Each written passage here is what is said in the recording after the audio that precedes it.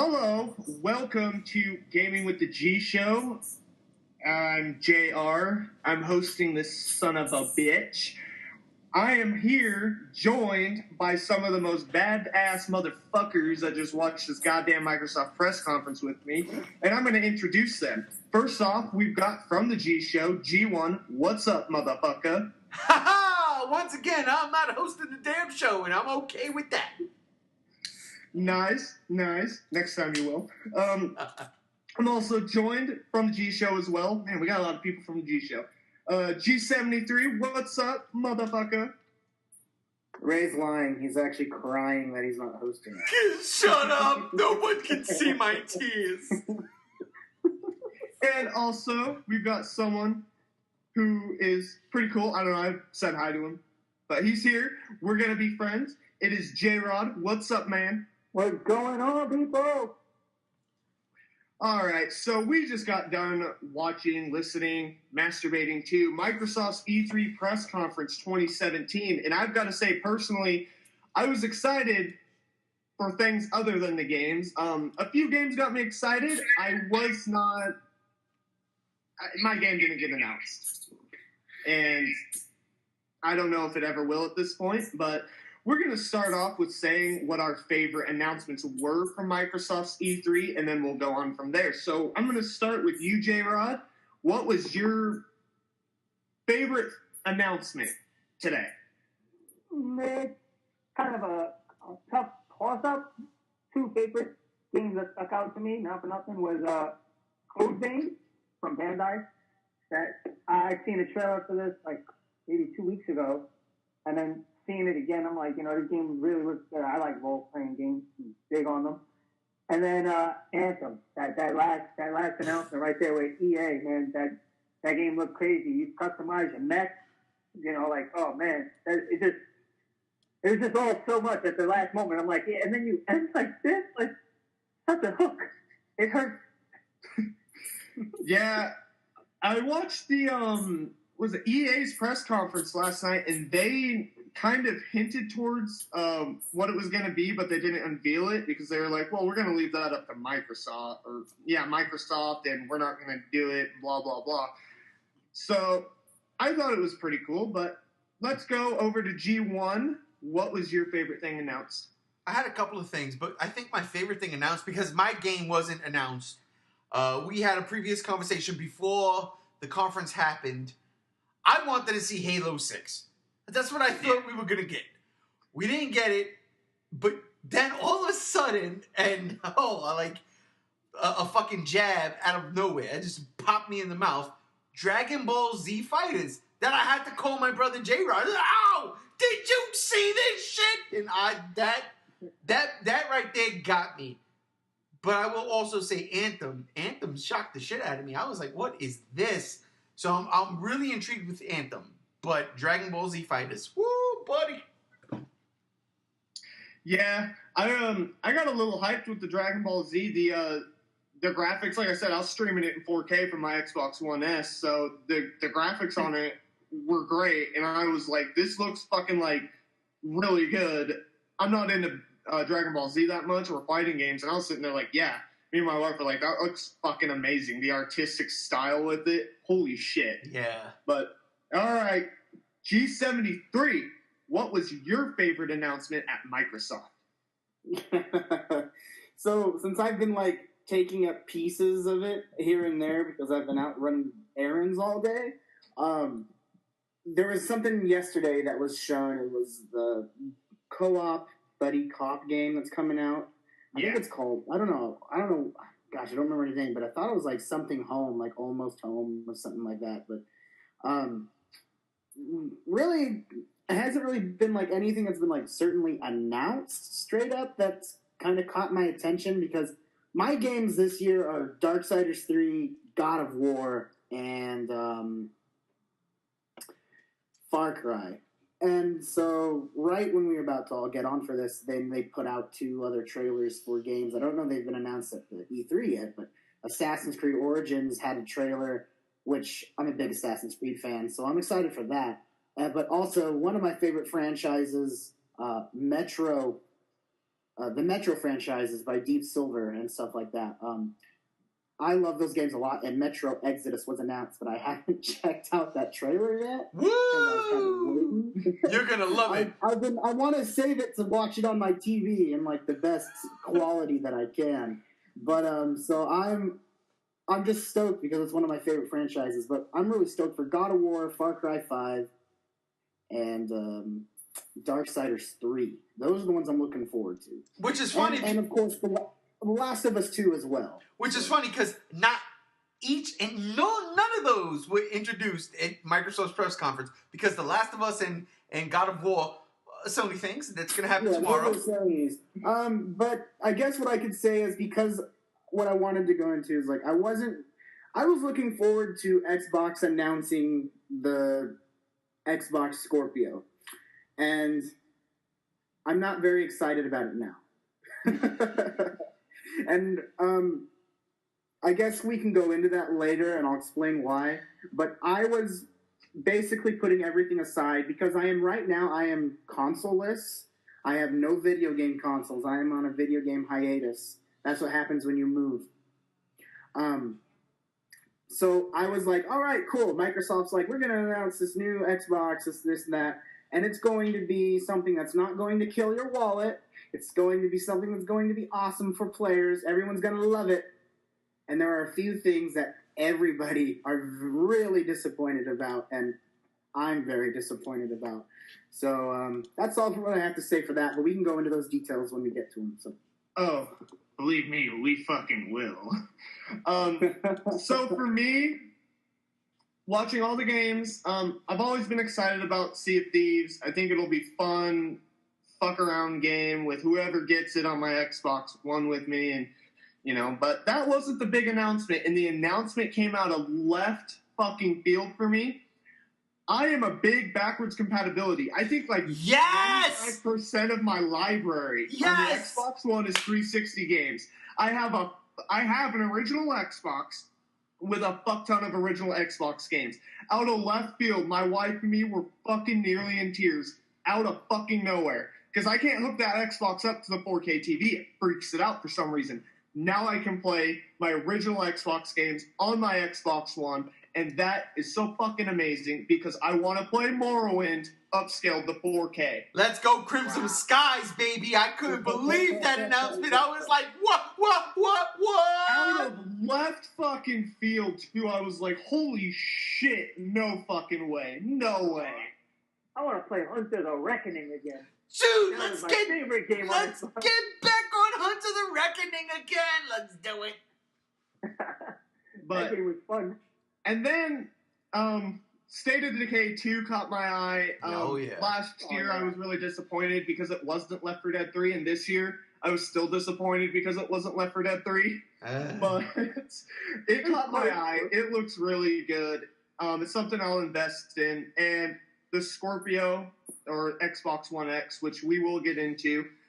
I have my the price for me, but we'll talk about it. Everything else in it, I'm a spec guy. I was like, oh, fuck yeah. But anyways, let's just go down the list of games. So what do you guys think about Forza 7?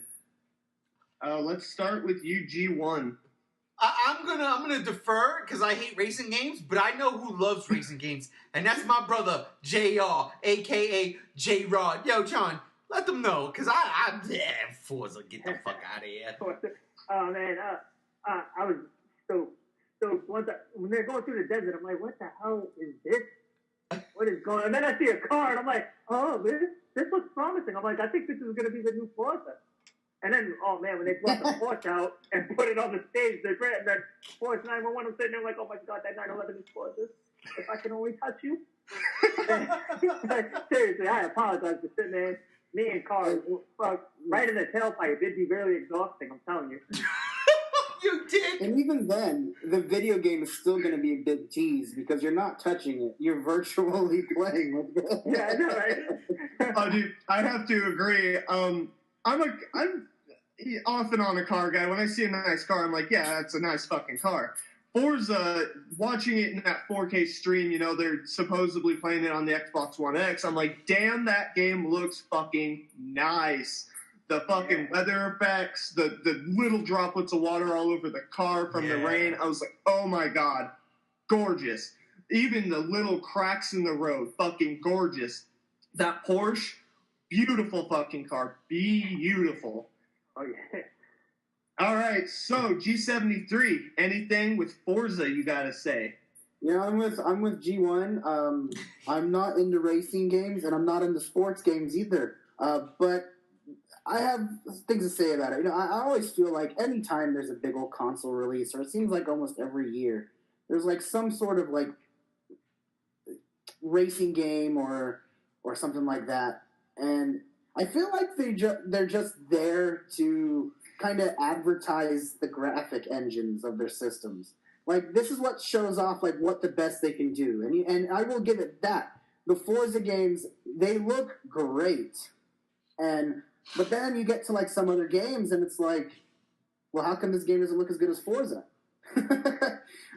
So that's pretty much what I give any racing game. It's like, I just think of it like, if this is pretty much, you know, it's just going to be like kind of an example of what their graphics can run at the highest that they can. But it's just me, nothing personal, you know. Personal, but I just don't care for racing games that much. They're not my cup of tea. I'm a little bit more story driven. So yeah, and that brings us to the next game on the list, which I can't agree with you there, because this game was gorgeous. I think it was even more beautiful than Forza. And it was so creative and so unique, and I have never personally played a single fucking game in the franchise. I've been told multiple times to do it, and I never get around to it, and I'm hopping on this son of a bitch. It is Metro Exodus. That game, beautiful game. I had no idea what it was going to be. I was just like, this game looks cool. Get away from the giant fucking rat. Me and my wife were on the edge of our seats. We're like, this is intense. And then when the title popped out, I was like, no way. Anyways, G73. Yes, I want to talk about this because the Metro games are some of my favorite franchises. I read the books, and that takes a lot because I don't read anything. So the books and the games, I just love them. The books get into a little bit more detail about the games. They kind of connect each other if you're really reading into them. But if you like apocalyptic survival horror games that are just action-packed filled and story-driven, not necessarily complete RPGs, the Metro games have always been tons and loads of fun. And I thought after Metro Last Light, this was the end of Metro. They surely ended it off, kind of in a few ways, because they have multiple endings with every game. But they kind of ended it off like, either way, this franchise is going to kind of be pushed aside. But now, knowing that there's a third game in this franchise, and from what it's like wanting to accomplish, I'm like, this is what we've all been wanting from like the start. So I am excited. I am like, I don't even care about anything else right now. I want Metro. And it's like, I don't care what I have to do, but that's what I want to play. And I'm just stoked for it. I'm so excited. And I highly recommend anyone who hasn't tried out these games to pick them up. You can get Metro Last Light, or the Metro Redux package for PS4 or Xbox One for like $20. Go get it. You get both games, all DLCs, everything, and have yourself a fun time killing monsters and Nazis. Yeah, right? And you get to be a Russian guy named Artyom. And that's, you know, like I said, I've never played a single one. I've always been told I never got into it, but this game grabbed me, and it grabbed me fucking hard. They're pretty challenging games, too. I'll give it that. But they're fun. They're very fun. Absolutely. All right, G1, what did you think of Metro Exodus? It's beautiful, I know, but what did you think about it? Gorgeous to look at. Honestly, I was blown away by the graphics. Man, here's the thing. The 4K thing, I am not on board with. I think we spoke about this in the last podcast we had, the last video game podcast, where it's, sometimes you see things that are really cartoony, then sometimes you see things like Metroid Exodus. Metroid. You see, I said Metroid. I meant Metro. And you're like, wow, but just look at how crisp and smooth the frame rates are running. It's beautiful. Now, I have the last two Metro games. I actually have it twice. I have them both for the 360. And for whatever reason, I got them both for the Xbox One. It was like a super deal during Christmas. And I think I got them both for $5. Really, damn. Yeah. So for $10, For $10, I got 4 games, and I'll take that. They're the same games, but I'll take it. Haven't played them. I played the first Metro for 25 minutes. It wasn't my cup of tea, but I'm an achievement whore, and this is a Microsoft podcast. So there you go. All right. Yeah, like I said, beautiful game, gorgeous. Even on a 1080p TV. Like, you got, dude, this game's going to be fucking stellar. All right, J-Rod, what did you think about Metro? Oh, man, the game looked amazing from the moment. Like, just the start of it, just the camera panning through, like, the rubble in the snow, like, snow covering all, like, cars and buildings all, like, broken up. And then when that first fucking, like, rat creature just popped out of nowhere, I was like, oh, damn, this game looks amazing. Like, what is this? And then, I'm just sold, man. I'm sold on it. First-person shooters, I love. Friggin', you give me monsters to fight. I'm even in more and having that shit, man. I'm a gamer at heart. Like, I will play anything. You give me any type of game, I'll play. Real-time strategy, role-playing, racing games, sports, even though I'm not big on sports. But, I get my sports games here and there just to play, I give everything a try. But this game just... It takes cake. Like, I got to take Chase, and I'm going to go give it a shot, Chase. I'm going to go give it a shot. I'm going to go get the other Metros. Yes. I'm going to play through them. I'm going to give them a shot. This game just, it opened me up. Like, you know what? I don't know why I haven't tried this before. Like, I don't know why I've never played this game before. I've heard about them. Why haven't I ever tried them? So I got to give it a try. That trailer just sold me. Sold me so much, man. It was beautiful. And talk about having to push the graphical features of the Xbox One X. That game, out of every game I've seen, was the most gorgeous. And it ran buttery smooth, and, it sold me. It sold me on wanting to get into the series. But let's move on.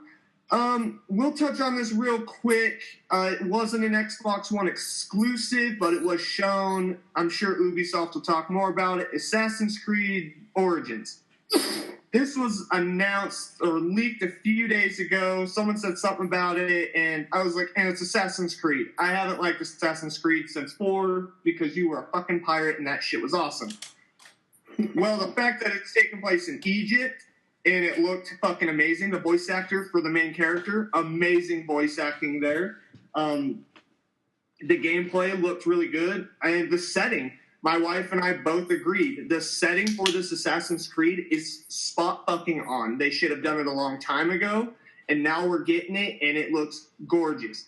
Let's start out with G73. What did you think about Assassin's Creed? Don't get too in-depth with it, because, still more is going to be announced at Ubisoft's press conference tomorrow, Okay, but just a quick touch. To summarize it up the best I can, this is the Assassin's Creed going back to its roots. You started out in the first Assassin's Creed, basically, and that, it almost fits the era, if that makes sense. I can't, it's on the tip of my tongue, but I can't say the type of era. It's like, Jerusalem and... It's Victorian. Akar, stuff like that. This is all, it fits in the Egypt style. And it feels like, when you go to, something like Unity, and you fast forward to France and stuff like that. Going back to Egypt, it kind of feels like the old school Assassin's Creed, and that's what I really want, because with Assassin's Creed, I've played all the games, Assassin's Creed to Assassin's Creed Black Flag, and then with the very great Assassin's Creed 2 all the way out to Revelations, when you play in Italy and stuff like that, and with Ezio's story, this kind of it just piggybacks back to where it kind of has more of a, feels like it has more ground structure this time. The games past that, after Black Flag, it just kind of felt like it was just kind of losing its step a little bit. So I'm looking forward to that. I do agree the graphics for that game looked beautiful. Ubisoft is really, with Far Cry 5 as well. And when they came out and said, we're going to take a little bit, take a while off our their two probably most known franchises right now. We're going to give it a break a little bit, try to update it to make it fresh. I love that. I really respect a game company that's doing that. And I know, for a while it was kind of like everyone was giving crap to Ubisoft and like harping them on it. But this is, in my opinion, that's how professional video game companies should do it. Activision, hey, you need to take some pointer notes here. But I will say, though, also, even though this wasn't completely talked about, but Call of Duty World War II or WW2. Oh, well, we got to get to that. Looks great. But no, I know, I'm going off topic, but I wanted to just say that even though despite Call of Duty looking great, Assassin's Creed Origins, I'm excited for it. Yeah. A big pinpoint, and I look forward to playing it, and I'm looking forward to basically having that feel of being back in the roots of Assassin's Creed. So I agree. But I'm going to hand it over to J-Rod. Tell us what you think about it. Oh, Assassin's Creed Origins, that game looks, the graphics look amazing. I like the Assassin's Creed games. I'm not as big as a fan as my wife. My wife went crazy when that trailer went off. She was like, oh my God, we're getting this. Like, I'll buy 2 copies just so that one doesn't get open. Tell her I said shut up. I'm like, come. Your wife plays video games too? Oh, yeah, she's a gamer. Oh, she's a gamer. That's badass. That girl, his wife saved me a shit ton of times in Left 4 Dead 1. I'm just gonna throw it out there. That's my peak. Yeah. All right. So, and one of the features that I really did like though that they were showing was the eagle eye. Because normally, like you got to be up in a high place and then you could see, but like switching to the eagle itself and like kind of just like panning around and seeing what you like. I just thought that was like one great thing that they did, like a good friggin' feature added to that game. Like, all right, it was cool, you get high, you could do the diving, but now, oh look, like I'm actually using the eagle, and I'm actually using this eagle eye and looking, and I can, it was just. That game, it looks so good, man. But like you said, I'm not going to get too into it because I know that when Ubisoft has their press conference, man, you're probably going to get so much more, and I'm just going to get more hyped on it. Yep. Yeah. It's kind of hard because Ubisoft hasn't gone. Like last year, I think Ubisoft had went before Microsoft, so it's a lot easier to talk. And it's like, they showed us gameplay, and it's like, there's so much we can talk about, but there's so much more that's going to be announced with it. I have to agree with the eagle. Dude, tight shit. I immediately was thinking kind of like spirit animal, like he has that connection. I thought that was fantastic. G1, what did you think about Assassin's Creed Origin? The spirit animal thing didn't even register until you just said it, and it bang, automatically clicked. Wow. Reminds me of Assassin's Creed 3. Yeah. Now, that's the thing. Now, G73 just nailed it. I'm not an Assassin's Creed fan. Never was. But when Assassin's Creed 3 came out, I just liked the time period. So I was like, I'm going to buy this game because of that time period. Like, I want to play in that world. But this, and I'm not going to toot my own horn, but I called that shit was Assassin's Creed as soon as the trailer started. Yeah, they didn't even show a Ubisoft sig. They just started the fucking thing. I saw the eagle land on his arm, and I was like, that's Assassin's Creed. I'm intrigued. I gotta be honest. I love this idea of ancient Egypt. And, what shit, the gameplay trailer they showed. And I can't wait to see what Ubisoft shows. Because Microsoft, this press conference, They showed a lot. They showed the trailer, and then they showed like 7 minutes of gameplay. And I'm sitting there like, yo, this shit right here looks crazy. I've never been an Assassin's Creed fan. Like I said, I got the third game. I wound up trading it in really early. It's not for a lack of playing the game. It was just like, no, let me rephrase that. It's not for me not liking the game. I just wasn't playing the game. So I was like, let me trade it in now so I could get more bang for the buck. I do own it. I haven't played it again. I bought it for like $3 3-4 months ago. But this one was different, and I'm really looking for. I'm hopeful. I'm hopeful because I don't know the story of Assassin's Creed because just wasn't my type of game. But I love the idea of it going back to ancient Egypt and saying this is the origins. Now that being said, I don't want them in 3-4 years from now to say, oh no, wait. The real origin story was the cavemen. Because that would be stupid. And it'd be like Far Cry Primal. Yeah, let's just stop fighting that. Dinosaurs would be great. I ain't mad at that, but that's not assassinating. No, like it's not Assassin's Creed. Far Cry. Exactly. It's called, I don't want to see all that, even though that probably There hasn't been dinosaurs though in Far Cry. Yeah, no, I know, but Far Cry does go back to the primal thing. Listen, where the fuck is Dino Crisis? Can somebody give me Dino Crisis? Come on. Oh gosh, I want Dino Crisis. Hey, bro, it's sitting in my cabinet on PS1 right now.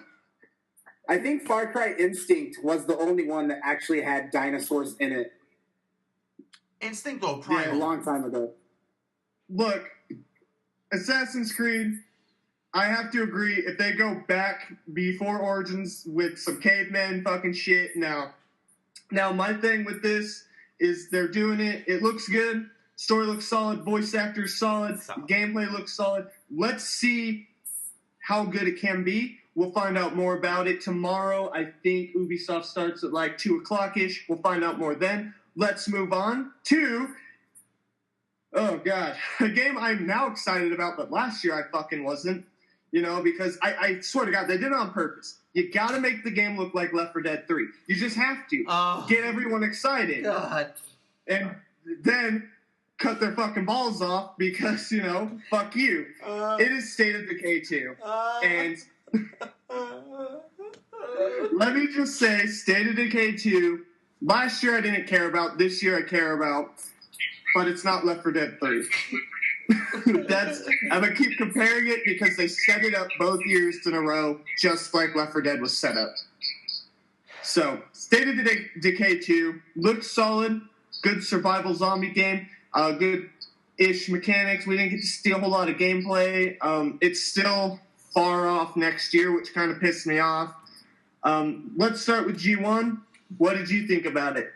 Well, if I'm not mistaken, I think in our E3 preview, I said we're going to get Left 4 Dead 3. I was wrong, and I gotta eat that. You jinxed us. I did. I totally jinxed us because I really thought it's time. It's just fucking time. And my brother knows. You fucking know, J-Rod. It's time for Left 4 Dead 3, and we didn't get it. And I gotta be honest. This State of Decay 2 looked fucking awesome. I loved it. And I'm not even a fan of this type of zombie genre. The trying to survive in all of this shit. I don't care about that. I want to just kill zombies and move along. But that's not what this game showed us. And you know what? I was impressed. And I was like, wow. I really want to get this, and then it really made me think though. It made me think like if I was a game developer, I just straight up I would go away with all like the special zombies. I'm tired of special zombies. Get rid of them because the true horror is the swarm. I don't need I don't need a fucking zombie that's fat and it's gonna spew bile on you. I don't need a zombie that's really skinny or agile in his past life and is going to pounce on you. I don't need a smoking person who automatically all of a sudden grows a long-ass tongue. Yeah, I don't need none of that. Or a messed out woman in the closet in the dark. That Yeah. wants to claw your Oh, face. yeah, exactly. The witch. I don't need that. The scary thing is being surrounded.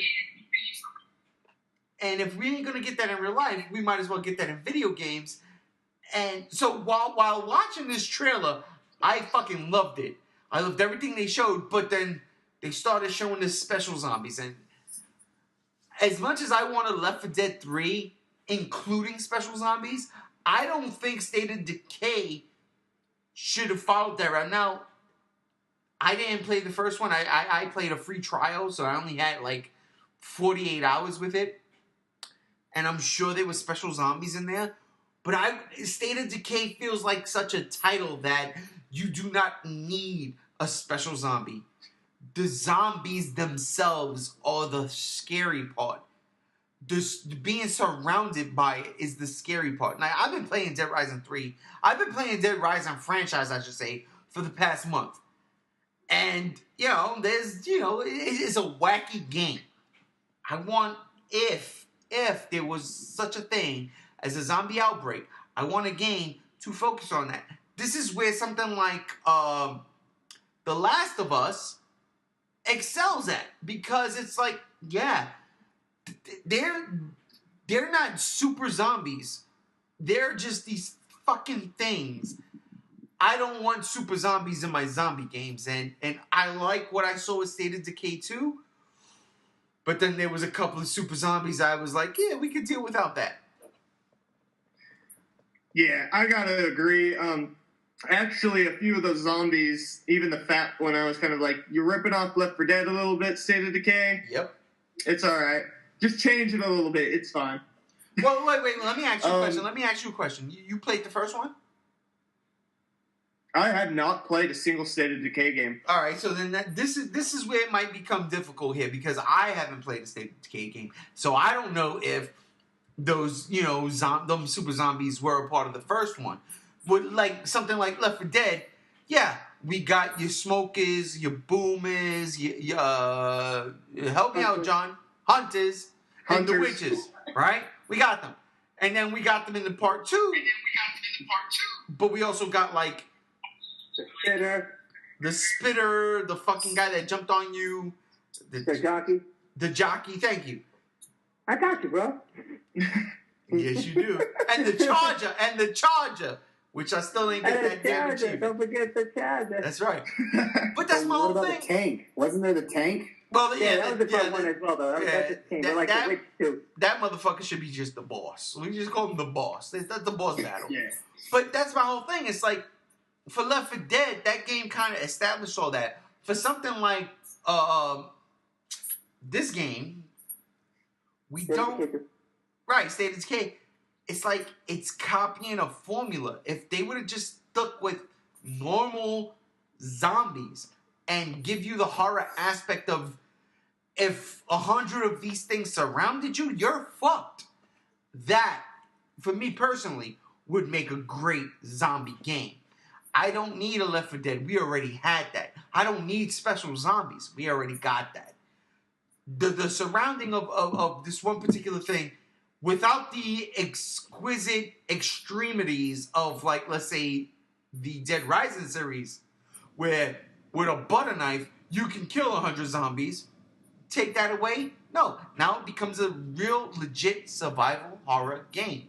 And I don't know, these super zombies, they just throw it off for me.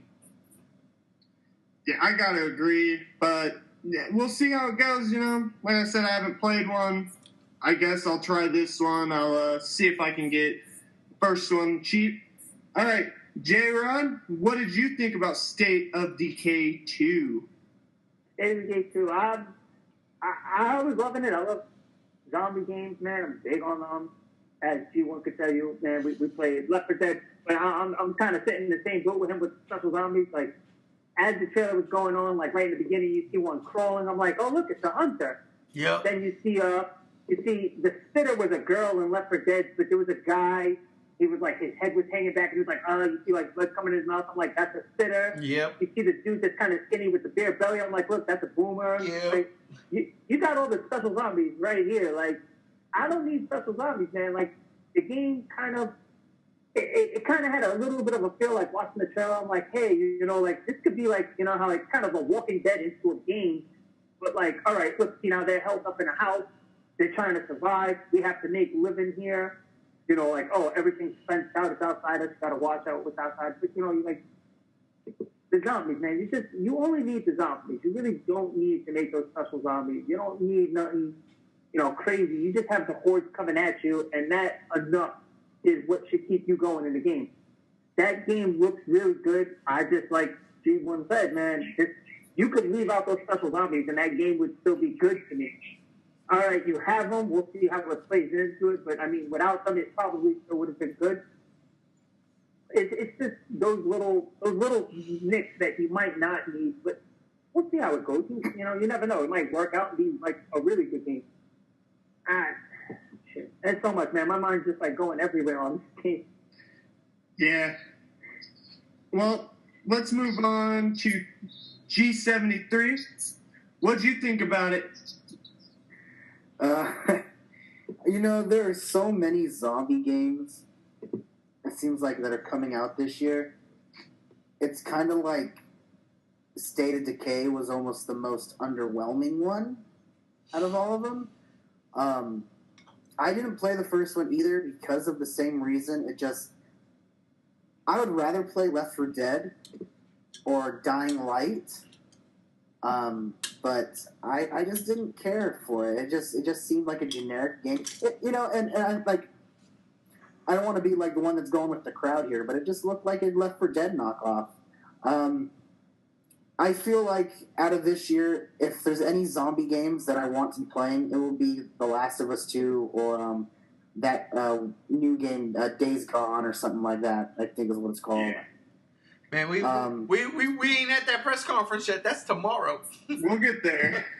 Oh, well, this was announced at the last E3. No, but what I'm saying, that's all Sony. This is the Microsoft press conference. Yeah. Well, no, I'm just saying, if there's any zombie game in general.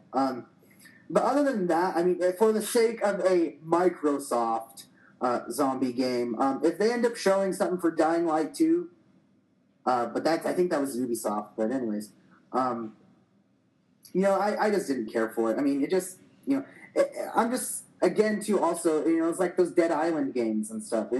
Like, Dying Light seemed like a knockoff of Dead Island, so it's like, when G1 was talking about, the zombie game where he would like, a real life scenario where this actually happens and you have to survive in it, I agree. I would love something like that. Something different, Yeah, and maybe, maybe we'll see more with State of Decay 2 later on that kind of touches on it a bit more. Maybe there won't be as many special zombies. Maybe the special zombies are boss. Who knows? But we got to move on. We spent a lot of time on State of Decay 2, but we had a lot to say about it. We're going to move on quickly to Minecraft because I found this kind of important to the console owners that have Minecraft. The update that's, it's been on PC for fucking ever, but the huge servers, the dedicated big servers where you could have a bunch of fucking people. I play Minecraft every now and then. I like building, shit. I think I built a Silent Hill map once just out of curiosity on how I could do it. I ended up doing it. I also built Seattle, like almost an exact replica of Seattle, and then destroyed it and put a giant Godzilla in the center and said, fuck it, he destroyed Seattle. I like what they're doing with it. I like this new update that's coming out. I don't know who else plays Minecraft here, but we'll see. G1, what do you think about it? I gotta be honest, man. There's something about Minecraft that they announced, and this is where I think Microsoft going first is kind of like, yeah, here we go out of the gate. The multi-platform thing got me. Yeah. Because, and they didn't mention it. They said console, quote unquote. But what's the only other consoles out there? Nintendo and PlayStation. And let's be for real here. Sony hasn't done their press conference yet. So we know that that's what they were talking about. So the fact that, let's say, me, for instance, I'll have an Xbox One or an Xbox One X, and my brother J-Rod, let's say he has PlayStation 4S or whatever PlayStation is gonna drop if they drop anything tomorrow. The PlayStation 4.5. but the fact that if that's all he had and he didn't have a Microsoft console, the fact that me and him can play Minecraft together, I love that because it's kind of like, as a comic book fan, it's a crossover. And we don't see that in video games until manufacturers fall. For instance, Sega. Sega fell and they said, all right, we're not making consoles no more, so we'll just make games. And Nintendo, let's have Mario versus Sonic. Shit like that. And you're like, whoa! But then you realize it's just like a fucking tennis and volleyball game. And you're like, nah, I ain't fucking with it. Fuck that whack shit. Yeah. But with Minecraft, I love the idea that if I have one system and don't have anything else, and someone else that I know has another system and doesn't have what I have, we can still play together. I think that's very key, and that is a fucking awesome move on everybody's part. Because, yes, at the end of the day, it's a business and they want to make the most money for their console. But for a game like Minecraft, if you can bring the gamers community together, that's what's up. That is what Gene Roddenberry had in mind when he created Star Trek. So if that's the case, then Minecraft is the beginning of Starfleet. And that's what we need in this fucking world right now, today, as we speak. And that's all I got to say on that. I love it. Yeah, like I said, I love that concept. They had the Nintendo Switch built out of the block. Sounds like fucking A. All mobile devices. I mean, we'll see tomorrow at Sony if Sony's on board, which I don't think they really have a fucking choice because Microsoft owns Minecraft and that's on Sony. Yep. So I think Sony's just going to basically be like, yeah, we're going to have to do this or, we get sued. Regardless, G73, what did you think about it? I think it's... I have nothing really to say about just Minecraft in general, but the fact that a game that's finally coming out that has multi-platforming connectivity, that's something that should have been done a while back when Microsoft and Sony were talking about it for, like, Call of Duty when they wanted to do that. I just think for any game now, we should have had that already.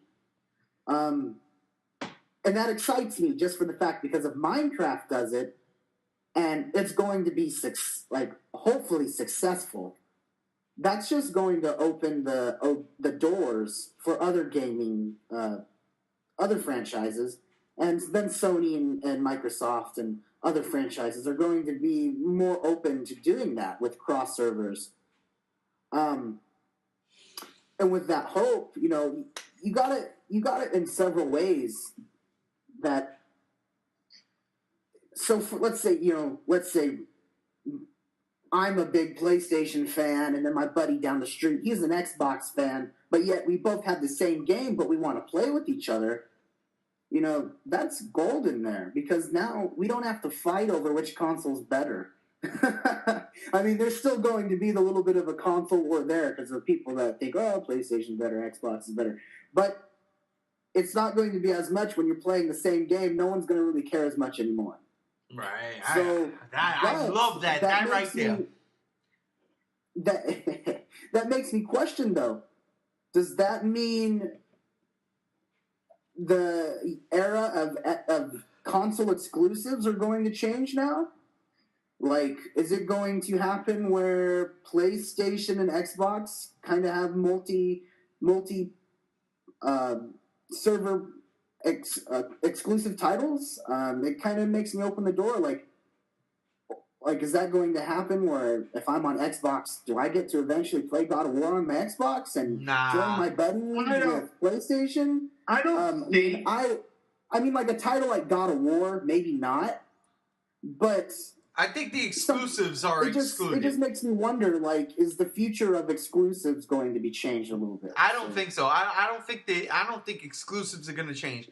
You have your exclusives, so we'll have Gears of War and Halo on Xbox, and we'll have God of War, Uncharted on Sony on PlayStation.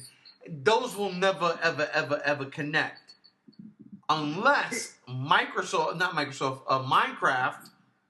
has certain skins. Like you might have a Nathan Drake skin in Minecraft or a Kratos skin, and I know for a fucking fact because I have Minecraft on Xbox that I have a Halo, Master Chief skin. I've got Halo 1 to 5 skins.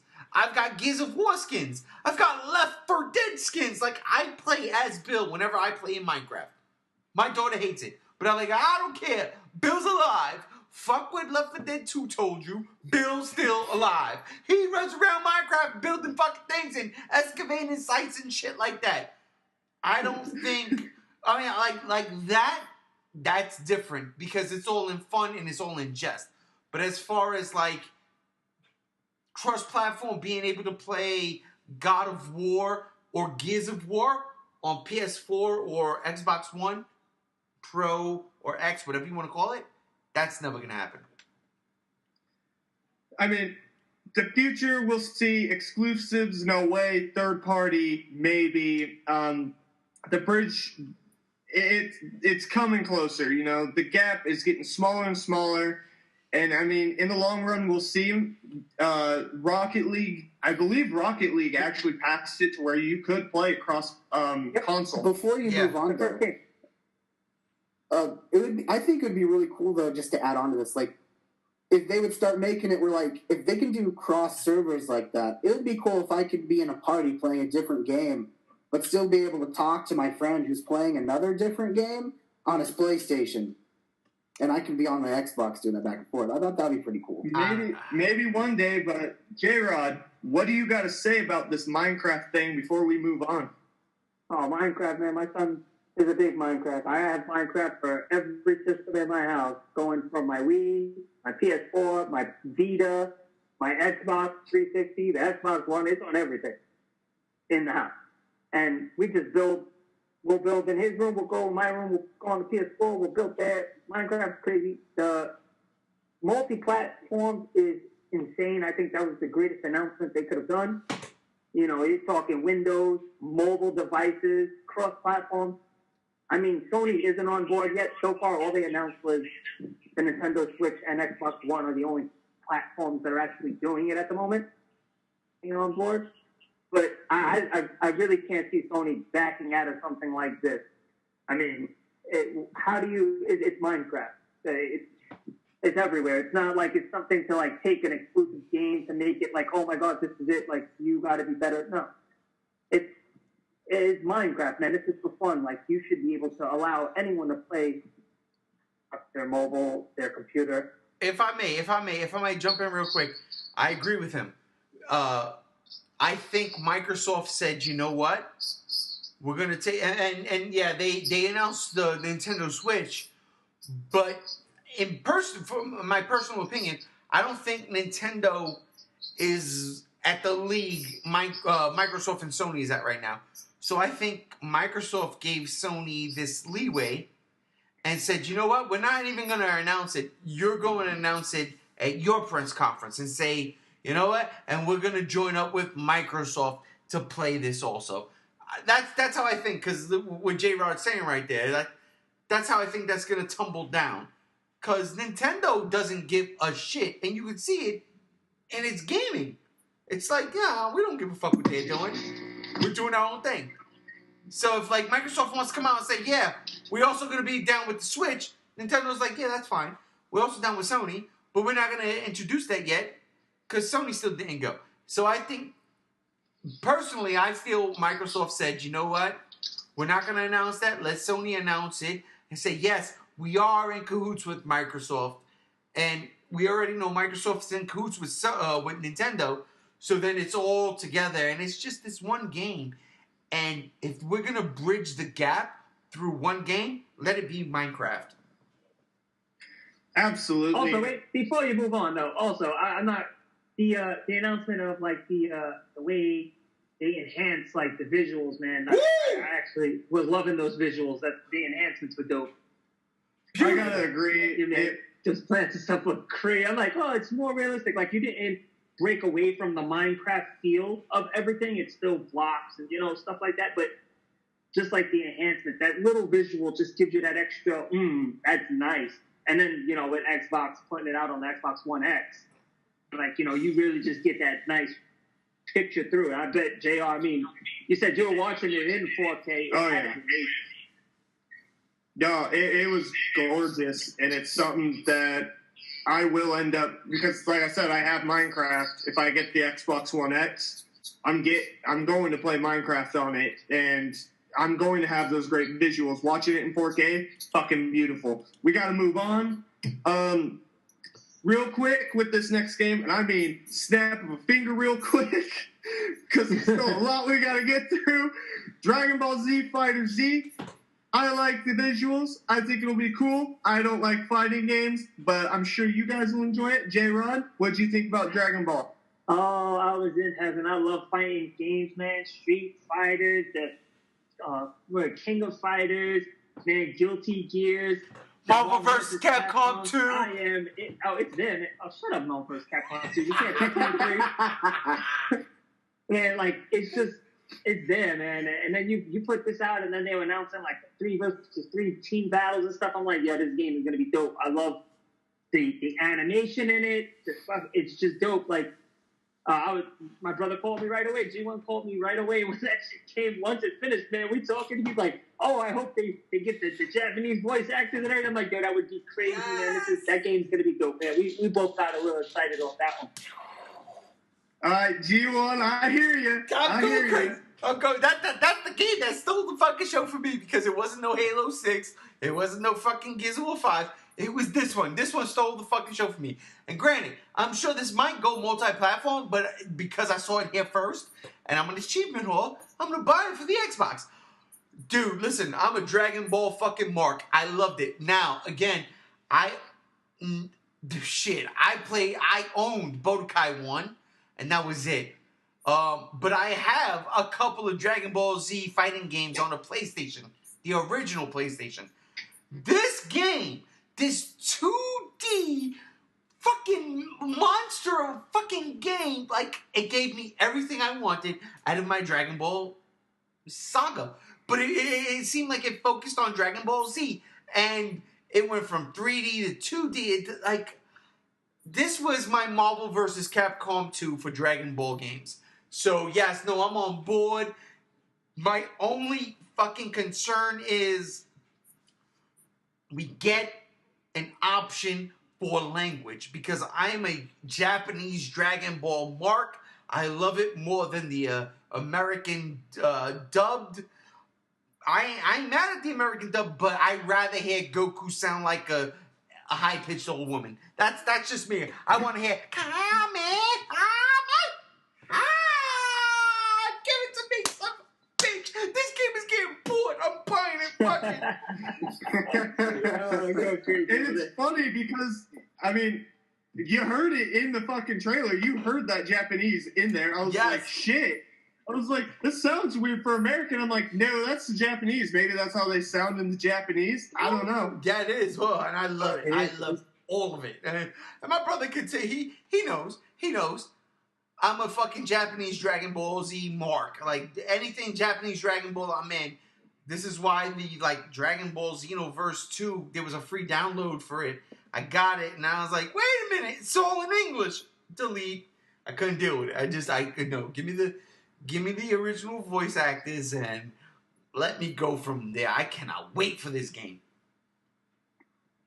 It looks cool. G73, what did you think about it? Real quick, moving on. Someone's not a fighter game. He's not a fighting game. I have no knowledge of Dragon Ball Z. I have never watched Dragon Ball Z. Well, when I was little, my friend that I used to hang out in the neighborhood, he was a big Dragon Ball Z guy. But I have a problem with watching cartoons, so I kind of I stay away from cartoons as much as possible because it hurts my eyes, believe it or not. So I've never gotten into Dragon Ball Z. So... All right. Well, that was quick. Yeah, right. Legit excuse. Look, I know this is going to be a good game. I'm excited for you guys to see how excited you are for it. And hell, maybe I'll pick it up for my Xbox One S and we'll play together. Oh, hell We'll yeah. see. But we'll move on. Skipping quite a bit of kind of indie announced games. We're going straight to Sea of Thieves. And its release, first of all, for me, is a bit pissed off that it's still pushed back to 2018 because I think this game's going to be just one of those kick back, relax, kind of like Ark, you know, kick back, relax, and get some fucking good laughs out of it. I love the commentary. The guy was breaking the fourth wall left and right. Yes, he was. And the style of the game, it looks very fun. It's like a cartoon pirate game that is fun. G73, anything got to say about Sea of Thieves? I remember when they announced it, I think it was like last year at E3 or there's something about it a while ago that came out, and it looked like a very amusing game, so I kind of forgot about it, but I didn't get the chance to check that out at E3 when they announced it, but I am excited that they're going forward with it now, and hopefully now it has a more set back, release. But when I did see the little bits of it a while back ago, it looked fun. So I'm excited to see where it goes. Yeah, last year when they showed it, honestly, I think Microsoft shot themselves in the foot because they got a bunch of annoying fucking overdramatic YouTubers fucking. I'm like, please shut the fuck up and let me see the fucking game here. This year they did it right. They showed the comedy that could be in the game, and they showed just basically how good the game could be. J-Rod, anything you got to say about Sea of Thieves?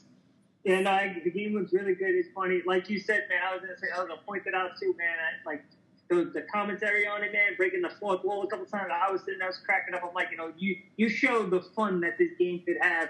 He's running up one way with the chest, like, oh, you know what? Not going that way anymore. Starts running this way. Like, I was like, this game could be fun, man. And then shooting yourself out the cannon was hilarious. I'm like, oh, shit, wait, this dude just shot himself through a cannon to another ship. Like, this nuts.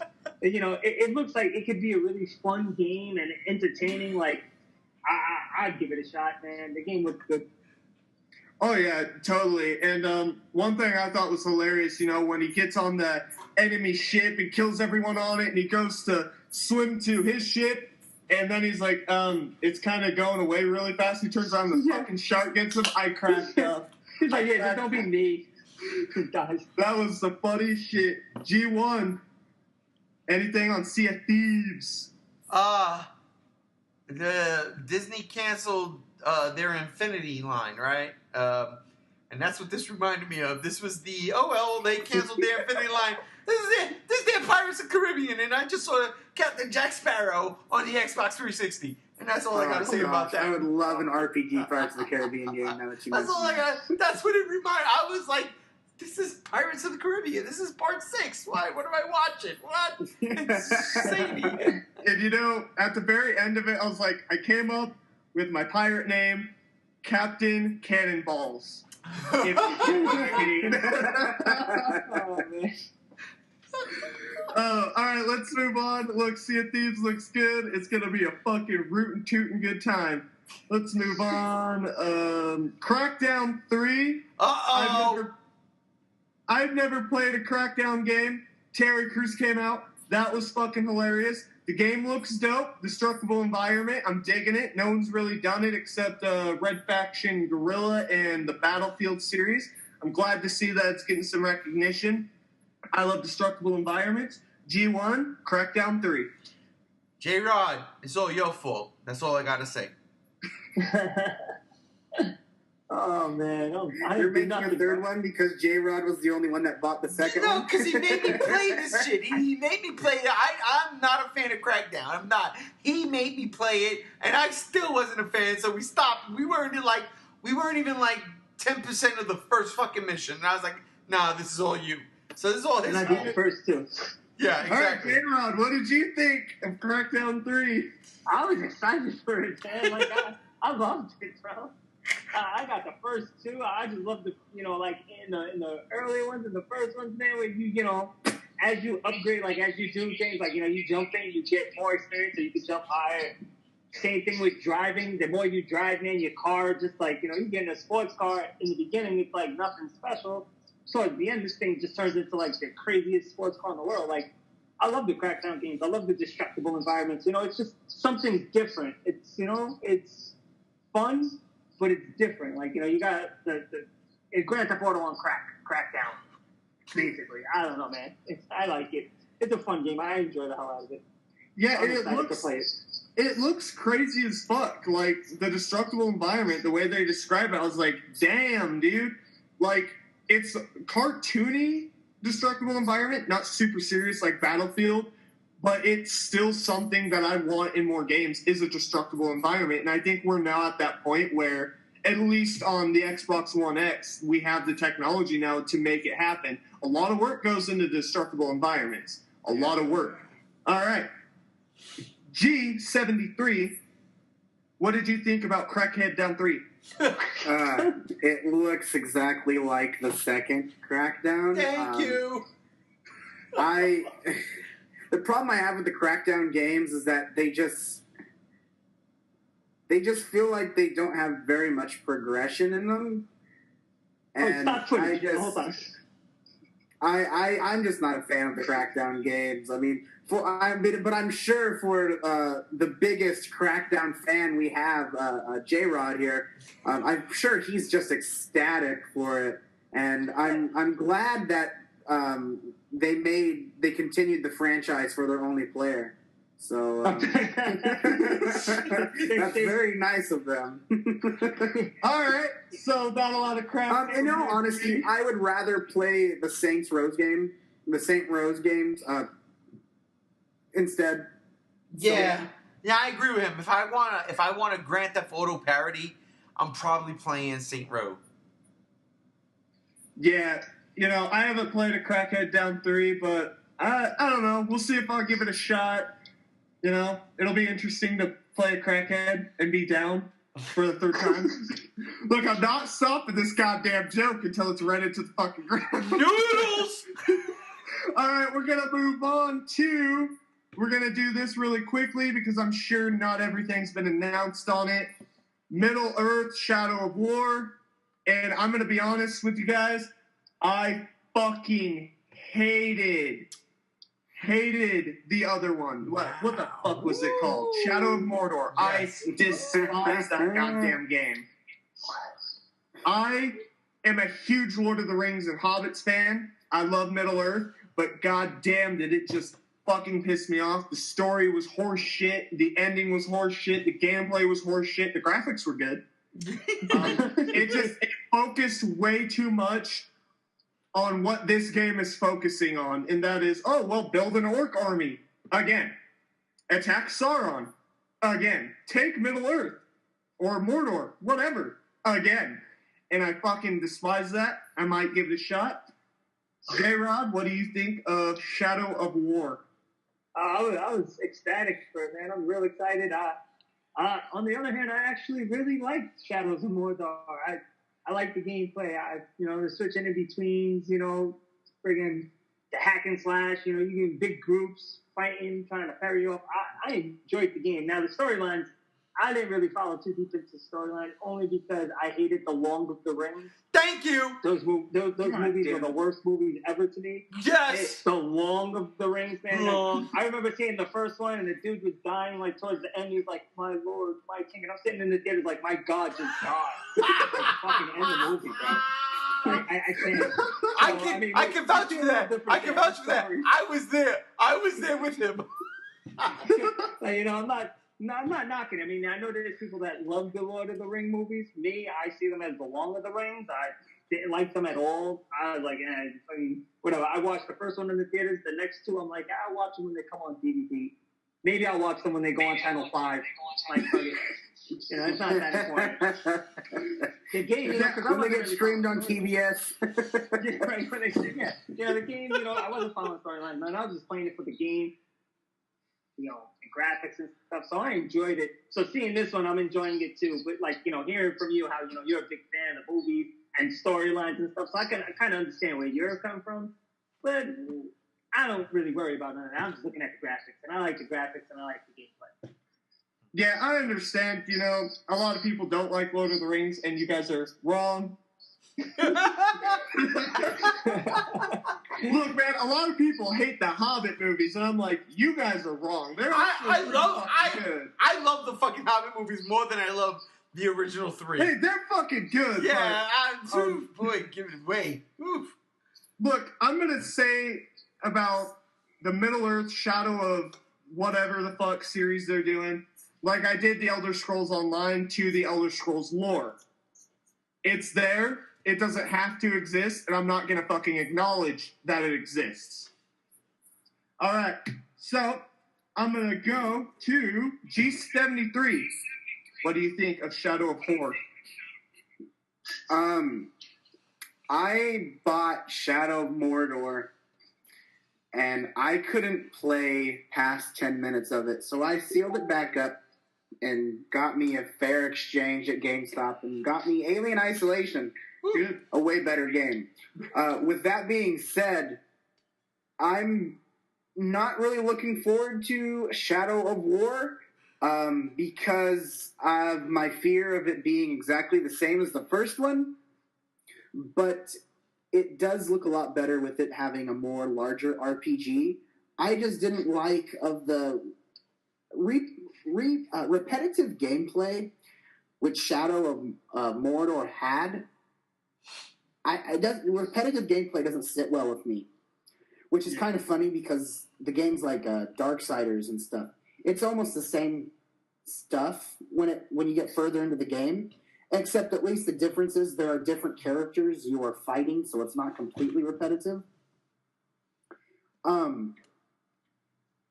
So I'm not too excited for Shadow of War. I will say this, when they decide to make the Hobbit video game, the sequel to the first one that came out like a long time ago in like 2002, then we'll talk.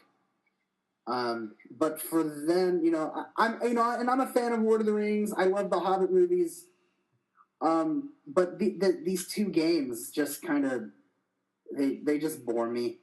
I'm not too excited. Yeah, I mean, we'll see. It seems like these are the Lord of the Rings games we're getting, and I kind of wish it wasn't. Anyways, let's pop on over to G1. What do you think of Shadow the Hedgehog of War? Star Wars, please give me Star Wars. I want more Star Wars. Battlefront 2.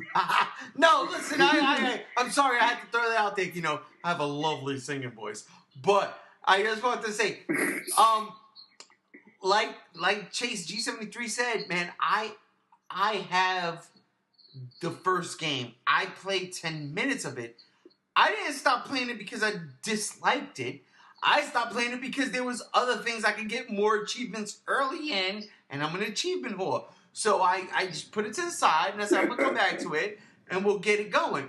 I only paid $5 for that game, too. There's a lot of... You see, there's a recurrent theme. Like, I wait until Christmas. And then, boom, sales. It makes a lot of sense. This game, I liked what I saw. There's certain things about this game that I really like that reminded me of games from consoles past. The 360, Vikings, Sega. Sega had a game called Vikings. You can fucking control an army and you could lead it into war and take over a fucking, a fort or whatever the fuck it was. Some fortification. It was just fucking gorgeous. I saw that in this. But you have to take over the orcs' minds. You have to, basically, mind control them to do so. And while I'm okay with that, I'm also like, yeah, it's kind of a MacGuffin. It's like, okay, well, we can take control of these orcs through mind control instead of trying to find a different route. It's just like you can press a button, and instead of trying to talk it out, you press a button. It's like, nah, you're mine. You're my slaves now. And on one hand, I'm like, okay, cool. On the other hand, I'm like, okay, that's just lazy, But But then you can take these orcs into war, and you can go and you can take over the next fucking castle, and the next wave, and the next wave, and the next wave. And yes, I don't like Lords of the Rings. I don't like those original 3 movies. I like the Hobbit movies. They're more action packed, and I'm a sucker for that shit. So that's but give me more Star Wars. Battlefront 2 Wars. Give me some Star. Yeah, motherfucker. Wasn't announced by this conference. Go away. Yeah. Yeah, so I guess, for me, like I said, Hedgehog of War, it's just not for me. I might give it a shot because it does, the graphics look good. That orc was pretty fucking funny. But, we'll see. All right. Last, but God, I wish it was the least because everyone else is hyped for it, not me. Uh-oh. Anthem. Uh-oh. What? Yeah, so I'm going to just say I've never played a BioWare game. I've never played Dragon Age. I've heard good things about one of them. The other two, they're like, you could skip them if you're a You've never Skyrim. played Mass Effect? I've never played a single Mass Effect game. Yeah, I played 5 minutes of Mass Effect. It wasn't my shit. It was BioWare that did Dragon Age, right? Yes. Yeah. Yeah. Yeah, so I am correct. Now I'm thinking about it, I'm like, they did do it, right? I don't want to sound like a fucking idiot. No, I'm correct. Well, Look, man, Anthem, it's not as beautiful as the other games we've seen. It wasn't as good looking as Metro. It was beautiful, but it wasn't that beautiful. The gameplay kind of just reminds me of every other generic game that's coming out. Oh, it's futuristic. It's got a bit of Destiny in there. It's got a bit of Titanfall in there. It's got a bit of, Horizon Zero Dawn in there. And that's where I'm kind of like, you took the best things of all those games and made it your own. We didn't see much story. I'm just kind of like, not as hyped as everyone else. So, G73, what are your thoughts on Anthem? I have no idea what this game is. This is the one that I have no knowledge about, except all I know is that there's apparently robots and it's made by BioWare. Okay, well, you're disqualified now. I'm going off the island. Yes. Off the island. You're fired. Oh man, I'm excited for the game, man. I love Destiny, even though basically, I was talking to my boy about it, and I'm talking to him. I'm like, the Elder Scrolls when Morrowind came out was basically just another Destiny expansion pack. Like, all we got in Destiny was like, yeah, you know what? Here's another little area you can go to with a couple of more things you're allowed to do now. Yeah. But I love Destiny. Titanfalls, I like the Titanfalls. These are all games that I enjoyed. So, this game was dope. And then the whole, you can customize your back to the way you want. That whole when, she just oh, it's my turn. And she just scanned all of them and then shot all the rockets out her back. I'm like, that's fucking crazy. That game, the visuals, I'll give you too. The visuals weren't as good. They weren't as on par as some of the other games we've seen during this press conference. But the game itself, I love open world games. I love stuff like that. I like in Zero Dawn. I beat that game in a week. I just ran through it as quick as possible, trying to get anything I could get. So, this game I'm excited for. Now, going to the Dragon Ages, all I had was Inquisition, I think, or something like that, and I hated it. I played 20 minutes of the game and shut it off this game sucks. I don't know how anyone likes Dragon Age. These games are terrible. But then again, I'm the same way with Elder Scrolls. I only liked Skyrim, and I got, Elder Scrolls Online only because I love Skyrim, but then was like, you know what? This game kind of sucks. Yet, when Morrowind came out last Tuesday, I bought it when it came out. Don't ask me why, and yes, I put it back on my PS4 and was playing it. But we're not talking about that. We're talking about Anthem. That's a great game. I'm excited for it. All right, I just gotta say, you're fired. That's why he's never on the show. That's why he's never on the show. Look, I'm a huge Elder Scrolls fan. Oh, God, I want to go off right now. You know what? Fuck it, I'm going to go off. There's absolutely no reason that fucking expansion should be called Morrowind because Morrowind was a part of the base fucking game. The island of Vardenfell is what it's called. The only reason it's fucking called Morrowind because of Elder Scrolls 3, and there's no fucking reason for it. G1, what did you think about National Anthem? I gotta be honest with you, man. I don't like Destiny. And when I saw this game initially, I thought it was a Destiny clone. And then it started doing different things. And then, like you said, like I got a Titanfall vibe. And I was like, well, what's going on here? And then there's a little bit of Gears of War, a little bit. I'm not saying that, but just a little bit. And there's some Halo. But it kind of turned me around. And I missed the E3 press conference. But they didn't do anything. Microsoft showed this shit. I can't lie, man. I'm like, you know, I'll play this game. I'll pick this one up. I'll look forward to it. Yeah, you know, I'm glad you guys are into it. I mean, we'll see later on. It just didn't grab me like I wanted it to. You know, they hyped it way the fuck up. But when that's my thing. All right, so EA. E3, EA did that. Yeah, they hyped it way the fuck up yesterday. And they're like, well, we're not going to show you anything until Microsoft tomorrow. And it's by BioWare. I'm like, ooh, this must be fucking really good if EA's like, no, we're not showing it. Well, we're have the other guys show it. Well, okay, so that's my thing. Like with BioWare, I'm not a big BioWare fan. Like I don't play those games. Like I am not into anything they do.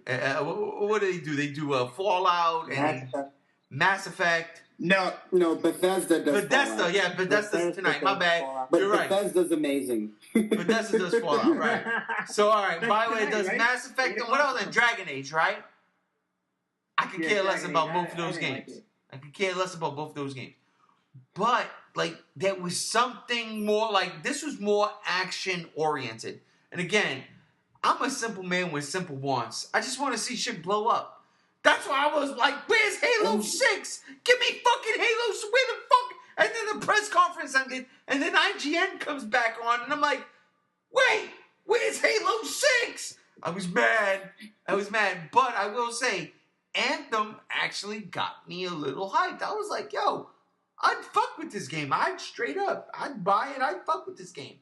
I would. It was different from what we saw before from them. I'm a huge Mass Effect fan. From Mass Effect 1 to 3, I haven't, since I'm on a console hiatus right now because I just can't get one yet. I didn't get a chance to play Andromeda yet. I plan to when I get something to play it on, but since it got bad reviews and it's not like the greatest Mass Effect game like it was hyped up to be, I'm kind of iffy on it.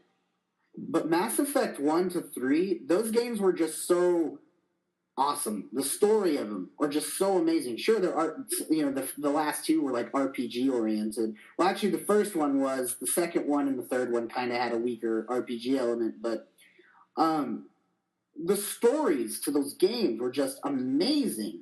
And that's me. You know, I'm a big story guy. That's why I play The Witcher. That's why I play Mass Effect. That's why I play stuff like Darksiders. The stories to those games are just amazing. And also Martin Sheen playing a character in Mass Effect 2. That was great too. But so I will say that, like, even though I don't know anything about this Anthem game, if it can be like an RPG based action robot or action adventure game that BioWare can do, I could say I'm on board. I don't have anything against it so far, but I mean, and I did not like I did not care for Dragon Age that much. But Mass Effect was great. So if it's anything like Mass Effect, which it sounds like it's trying to be its own game in a different varieties here and there, I mean, I'll give it a chance. I'm not too underwhelmed about it, but we'll just have to see, I guess. Yeah, you know, we'll see. So I'm not too hyped about it. Sounds like you guys are. So, yeah. Oh, man. I have just the weirdest feeling we're forgetting to talk about something right now. Star Wars. The Xbox. I don't know. We can say that. We can say that for the. I thought there was a car wreck outside for a minute, like tires screeching, and then I realized, oh, it's music. My laptop's quiet. Shut the fuck up. Trying to be cool. Trying to be cool. I love it. I love it. I love that. As soon as I knew what was going on, I was like, wait, stop. Wait, what? Oh. Why are you playing the Indiana Jones theme? Look, motherfuckers. I didn't get to say a And G73 gets cut out of the podcast. I didn't get to say a fucking word yesterday to anyone except my wife about the announcement yesterday. Yeah, we're going to talk about one game that fucking mattered at E3's EA's press conference. On multi-platforms, by the way, so it counts here in the Microsoft one. It counts because that's probably what I'm getting it for. We are talking about Star Wars Battlefront 2. And let me tell you a story. I played the Battlefront beta back when it first came out, and I fucking hated it. I thought it was the dumbest shit. It's on my channel, JO's Gameplay and More. You could go back, I think it's 2 years ago, and fucking watch it if you want. I fucking hated it. You're wrong. And then as time went on, I still hated it, and then I picked it up for $20 with all the DLC for the Xbox One S, and it's bearable now because I got everything for $20. Don't give me that Battlefront 2? bullshit. It's not bearable. Me and you were playing it the other fucking day, and you were having the time of your life. Look, Get that out of was here. fun because We were dirty I don't dancing, want to brother. play that We game were with me. dirty. That's right. We were dirty dancing, brother. Don't give me that bullshit. Look, we're probably not gonna have to do that again tonight because I gotta stay up till fucking 10 o'clock for Bethesda shit. But anyways, 11 o'clock. It's 8 o'clock Western time. So it's 11 o'clock Eastern. Oh, that's sweet. I'm not Eastern. Yeah, I just thought about that. If you're Yeah. saying 10, then you obviously know. I'm Mountain Time. I hope dude. we get Doom 2 stuff. Anyways, Woo! Battlefront 2 looks fucking amazing. I jizzed in my pants, and it came out playing the Imperial theme. Oh, man. So, G1, what do you got to say about this glorious fucking masterpiece coming out? You shouldn't start with him. We're never going to get to speak. It's over, Prime. That's It's the over. point. It's over. It's over. Listen, I spent $120 fucking dollars on the first Battlefield game in 2015. It was a birthday gift to myself. I said, fuck it, I'm going to indulge. And then you know what? I suck at multiplayer games. I suck. Battlefield 2 is fixing all the fucking problems, and it seems it's fixing the problems for $60 fucking dollars. So guess what? That shit's already pre-ordered. You'll still suck at multiplayer. I will fuck you up. You I will have fuck to, everybody because up you on this can't podcast. pay now. That's right, campaign. And you know what?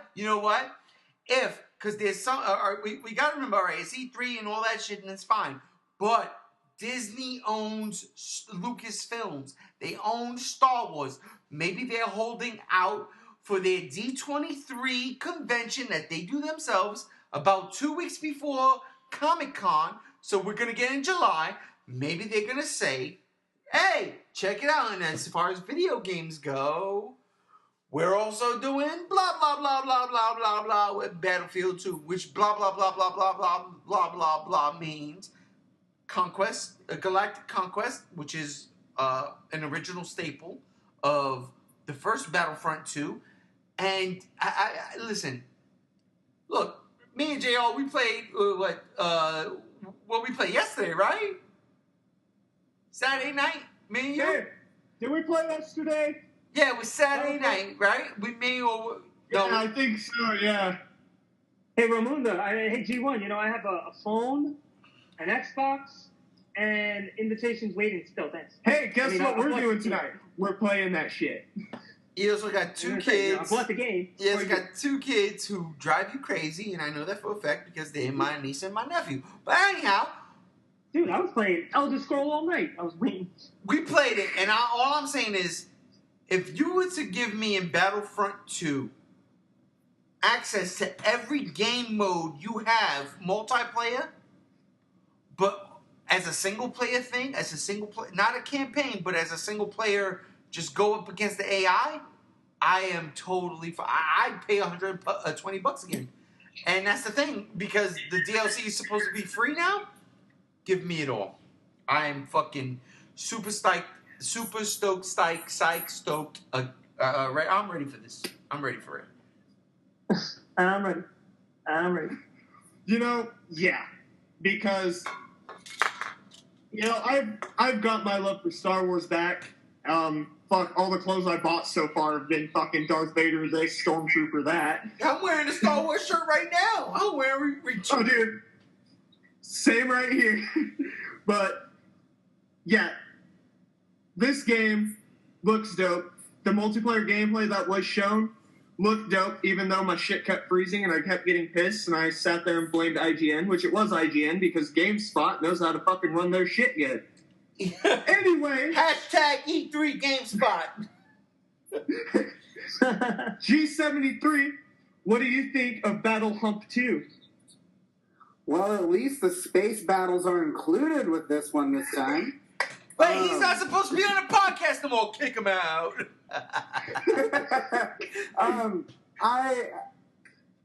I will probably be more interested in this one because I don't care for MMO based games that much.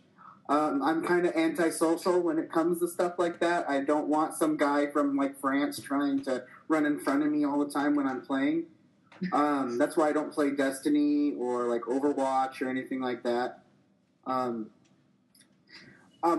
This one looks very interesting because Darth Maul is one of my favorite Siths. So hell yeah. I'm excited because I can play as him.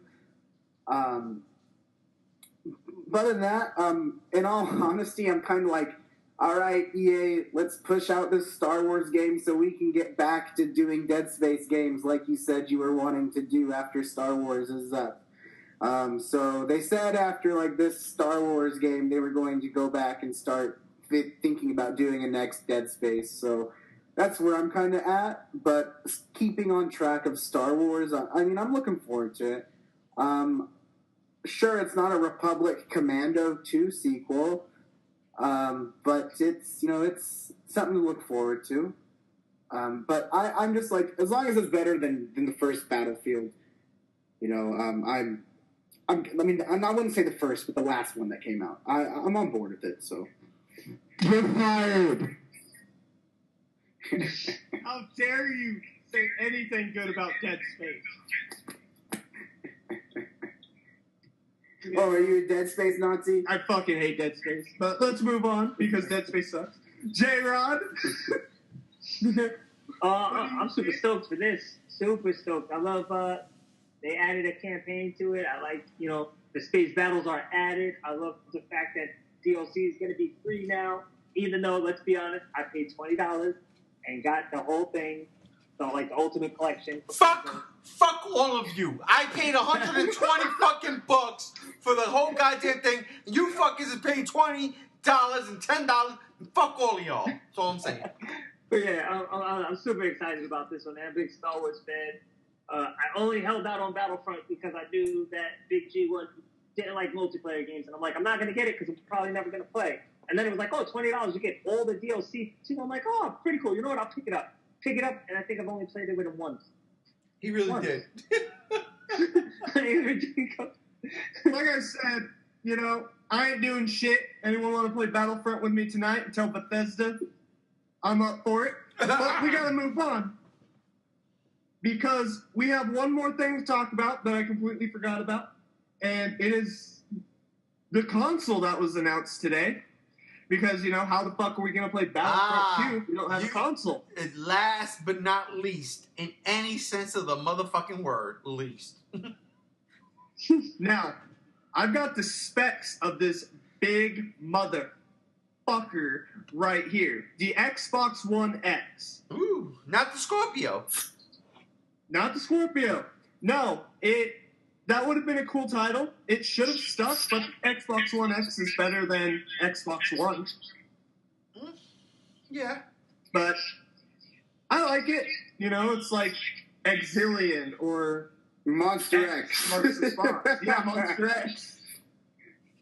Anyways, it will be released November 7th, 2017. The CPU has a custom 8x86 cores clocked at 2.3 gigahertz. The GPU is an integrated AMD graphics with 6 teraflops of performance. The RAM, 12 gigabytes of DDR5 memory. The storage is 1 terabyte. That should be 2.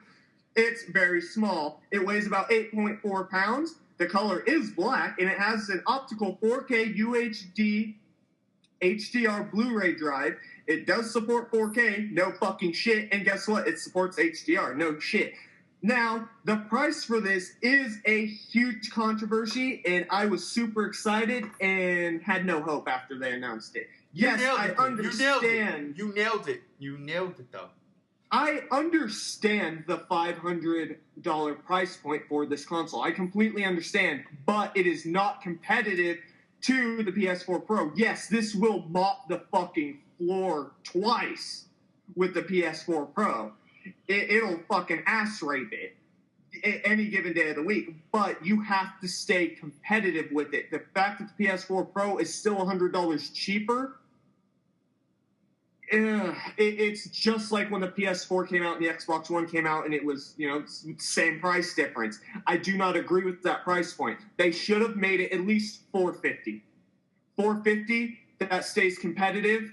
It's $50 cheaper. You sell more of this console. You push it hard. You mop the floor with Sony, and they're not fucking doing it. They should be doing it. Yes, the games that we have talked about, a lot of them we say are great. There are a lot of great exclusives, but Sony has better exclusives. They always fucking have. Let's be honest. Xbox E3 this year for me was a whole lot of Xbox One X and not enough WoW. And I think that price point at the very end, if it would have been $100 cheaper, would have been that wow factor for me. Now, G73, do you agree with anything I fucking said, or do you think I'm just a nincompoop? There's a lot that I agree, but the thing I don't agree is how can you be understanding with that price when they completely came out months ago and said, our new Xbox is not going to be a wallet herder, or it's not going to take all the money out of your wallet. Microsoft said that. That's what they wanted to do, was make a console that was going to be a fair price. And I made the post about it today, and one of my friends commented on it. But you got to understand what you're getting with the system. And I'm like, the problem is that even though I do understand what I'm getting with the system, when you come out and say that you're going to give a product that's not going to hurt your fan base and your buyers financially, this is $500 here. And don't say that you're going to do your best to make a console that's not going to ruin your customers' money, and then come out with something that's $500, including more with tax and then what games you have. And then on top of that, there are no games announced yet for it being exclusive and stuff. So there were several exclusives games announced today. Look, well, Xbox in general, but nothing significantly it's not like they have a deal going on for Call of Duty, Xbox, Scorpio. At least nothing yet, as far as I know. What I'm saying is it just seems like it's a little bit. It's kind of like how it was a few years ago when Xbox One was announced. There was barely any games announced for it, and then it came out, and it just felt like now this year there are more games for Xbox coming out. I'm just disappointed with that aspect because I was looking forward to, getting an Xbox Scorpio or an Xbox One X. And now it's just going to have to look like we're going to have to wait a little bit after Christmas to do it. So I'm just a little bit bummed with the price on it. I don't think that that's the way to go. I mean, sure, you have this great console here, and I agree. They need to be a little bit more competitive. I could understand $400. I could understand $430. But $499, that's just a little bit. That's a little bit too much. And the only reason I say I understand the price is if you want a 4K graphics card, that shit will run you about a fucking $1,000. Right. For your fucking PC. That's why I'm like, yeah, I understand this price. Like, yeah, they need to make the fucking money back. 4K graphics cards are not fucking cheap. Even to buy them right now, you better have $1,000 set up a fucking side. You better have a fucking processor that can handle that goddamn graphics card with a motherboard that can run it. You better have the RAM to back it up and the hard drive. That's why I'm like, yeah, I understand the $500 price point. But I will say this, though. The console itself looks beautiful. I mean, I love the way it looks. So, all right. Hold on. It looks like my Xbox One. That's what it looks like. That's the point. It looks like my Xbox One. It's it a little looks bit more small. futuristic to me. No, it looks like the Xbox One. It's a little bit small, and they got, I think, 2 other ports in the front. But it's the Xbox One. It's just shrinking down. There's nothing to it. There's nothing to this thing. It looks a lot more edgier to me. I think it looks cooler. There's nothing edgy smaller. about this monkey ass. It's smaller than my Xbox One S. I was looking at it. They've had both of them on the screen. I'm like, yeah, that's a whole hell of a lot smaller than my Xbox One S. That's probably the size of my fucking PS4, and it's the original PS4. Well, they did say that this was the smallest system out right now. It's a little over 8 pounds. Right, exactly. A little over 8 pounds. Exactly. But and also, something I forgot to mention, real quick, the liquid cooling system to help cool down that beast of a fucking chip inside there. We're all going to die. That is actually a first, and when I seen that, I was like, oh. Yep. That could also be problematic as well. Yep. And that is very problematic because water-cooled PCs, they require high maintenance. Whoa. Let's rephrase that. It's not water-cooled. It's liquid-cooled. It's a difference. Okay, liquid-cooled. Liquid-cooled PCs require a lot of maintenance, and you actually have to change out the liquid inside there. How the fuck am I going to change out the liquid inside of a console? Thank you. That's my biggest gripe with it. But I just had to add that. J-Rod, what do you guys say about the Xbox One XX, XXX, XX with a sandwich on the side? Oh, man, look, it's beautiful. I love everything it can do. And I was like, you know what? I got an Xbox One. I got an Xbox One S. I don't need an Xbox One X. You got an S? When did you get an S, you son of a bitch? Wait. Yesterday. The white one. When did you get an S, you bastard? Fuck! For Christmas. Really? You See, he's enjoying. Yeah. He's enjoying that upscaled 4K crisp, like I am. I'm gonna go fuck him up and take his fucking S. God damn it! I know where you live, you son of a bitch. Son of my mom. Come over. I just barbecued. You left. I'm sorry. God damn it! I was barbecuing during the press conference and flipped in burgers, watching videos. Like, yeah, look at that trailer. You bastard! But right. I mean, everything about it is dope. I really do like everything. That last point you made though with the liquid cooling system and like the high maintenance of that alone. Like my boy has Alienware desktop that has a liquid cooling system and that thing is retarded. I tell him that shit looks like a car. Like you should sit on it and just fucking go drive away or something. But yeah, it does require high maintenance at that price point. Like like you said, I understand because if you want 4K and you want all the gigs, the memory bandwidth, all that stuff that is in this, you're gonna be paying a pretty penny. But it's hard for a console, man. Like in the end, it's a console. It's still a console to game with. So it's kind of steep. And that's another thing. I think browsing through PCs, I think a 4K pre-built PC, one that you don't build yourself, like I said, you could save some money if you build it yourself, but a pre-built 4K desktop PC run you about $2,000. That's with a 4K graphics card in and everything to back it up. run you about $4,000. Now this is a console that's $500. Yeah, you're saving a whole hell of a lot of money. Even if you build PCs. I think one of the YouTubers I watch built a PC, and he had a 4K graphics card, and it ran 60 frames per second with that graphics card. Without that graphics card, the PC alone cost $300. That graphics card he had ran about $1,000. So you're looking at about $1,300 just to get a 4K capable PC. Now with the console, I mean, it is $500. It's still a pretty fucking penny. But it, does everything that fucking PC can do. G1, I want your fucking opinion, and then let's wrap this son of a bitch up before I miss the announcement of the next Elder Scrolls. Go as low as possible. I don't. No, let me phrase it. Listen, in all honesty, I'm the oldest one here. I really don't give a fuck. The 4K thing, the Xbox One X.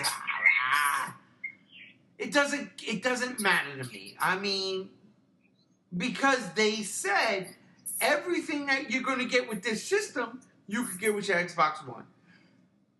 Now, don't get me wrong. I'm going to get me an Xbox One X. I will. But I also need a fucking 4K TV. But I need a 4K TV that's up to my standards. Not the gaming standards. My standards. Okay? So I need a 240 hertz. Because that's what the TV I got right now. I need shit to pop out that screen. And in all honesty, I watch more television and movies than I am playing video games. And that's the bottom line. That's the fucking fact. That's the truth.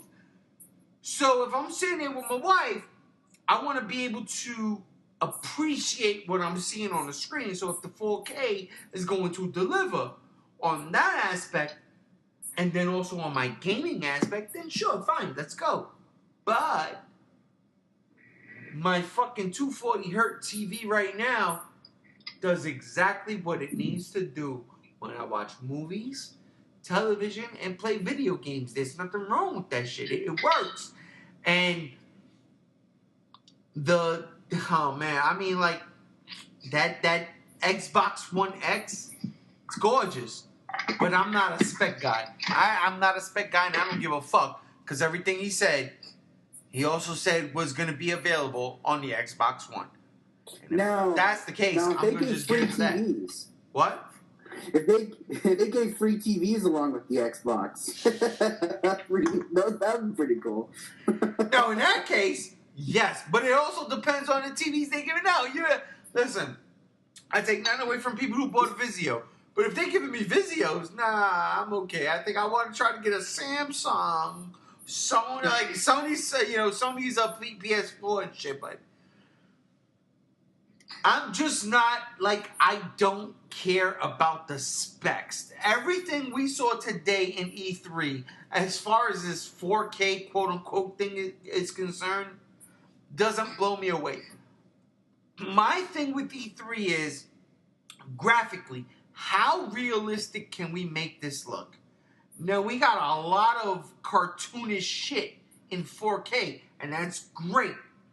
But I don't give a fuck about that bullshit. I don't. I don't care about the pirate shit. It's a cartoon.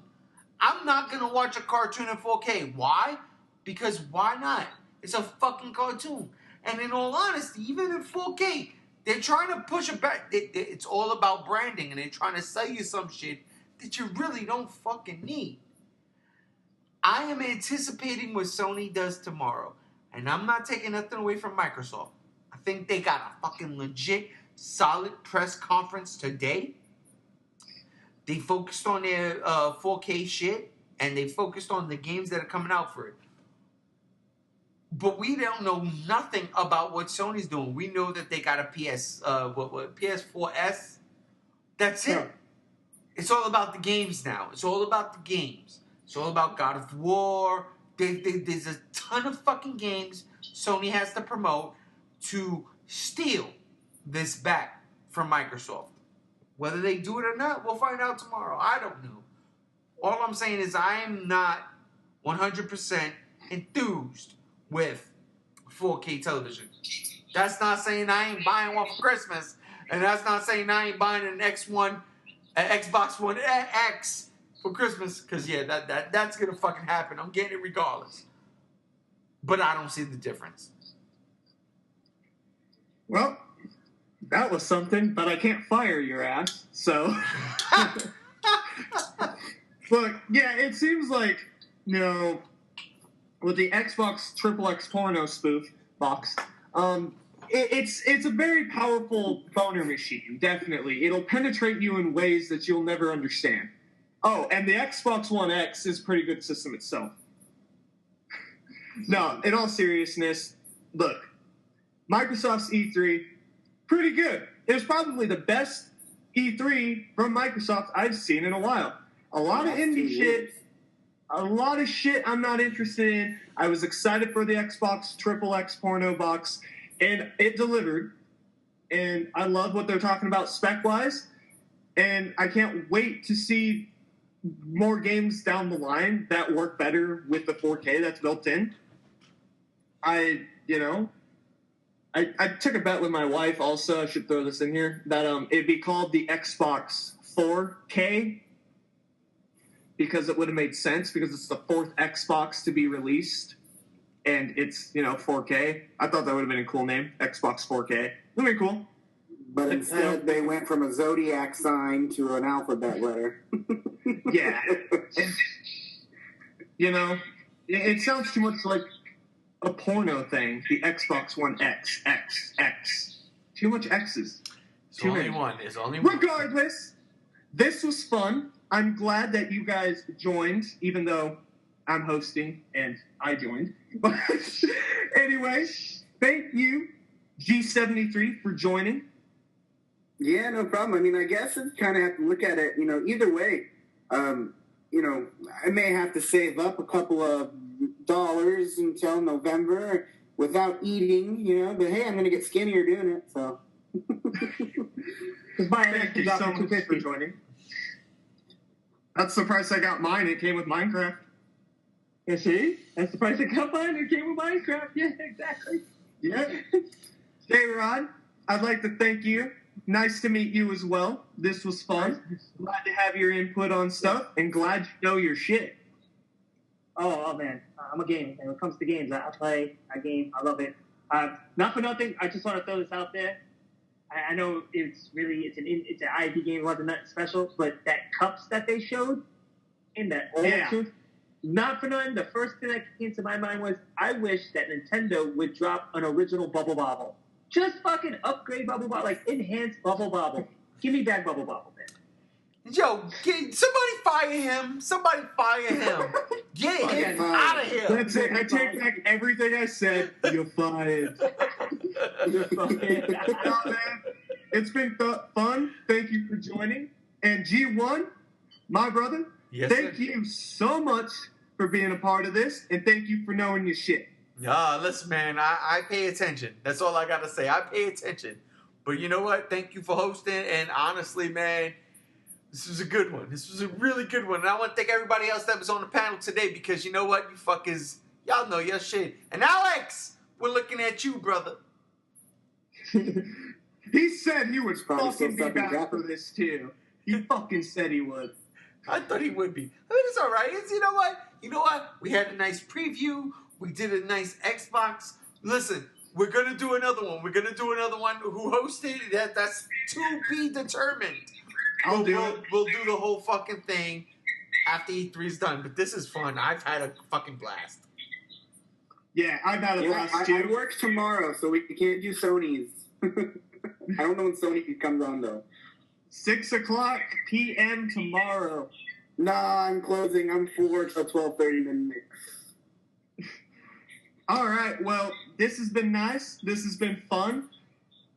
But, like I said, I got to get to Bethesda because I have to do a goddamn live stream with my wife and whoever else wants to join if they watch Bethesda. I'll be there. If you'll have me, I'll be there.